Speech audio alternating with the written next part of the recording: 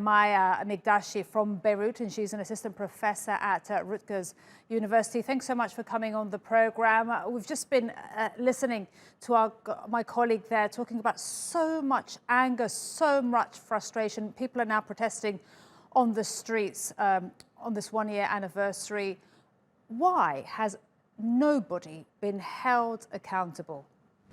Well, I think that is the question that is really animating the anger on the street. And the answer is that nobody has been held accountable because everybody is guilty. So what that means is that everyone would be held accountable. And we're really speaking here of, everyone from, or every position rather, from the president on down, but also including, customs, the army intelligence, internal security, political parties, different political leaders. So it's really sort of, the judiciary. So I think the question of accountability has become,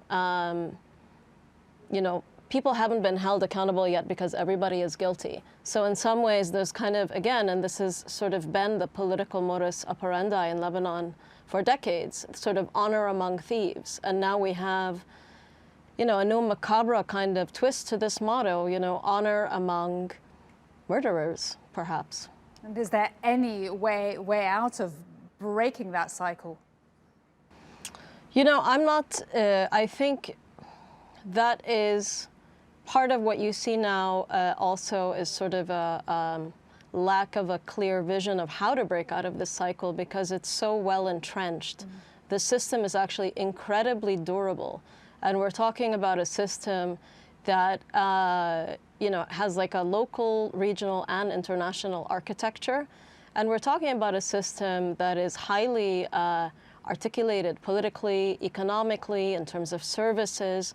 So it has really proven quite durable. And sort of the irony, or maybe not the irony, but one of the difficulties is that political leaders in Lebanon actually are strengthened by the weakness of the state. So those that are actually in charge with the mandate of the state directly benefit from weakening it in terms of public services, acting, siphoning off of public services in order to redistribute them into private clientelist networks. That's one of the reasons why it's incredibly difficult to shake the system. The other aspect is that, unfortunately, there has been, widespread international support propping up this regime of negligence, corruption. What do you mean by that? That international support? Ineffectualness. Could you just clarify what you mean by that international support propping up? Sure. What I mean is that for decades now, Lebanese political elites have each had their own sort of international backers that are actually invested in keeping this system in place.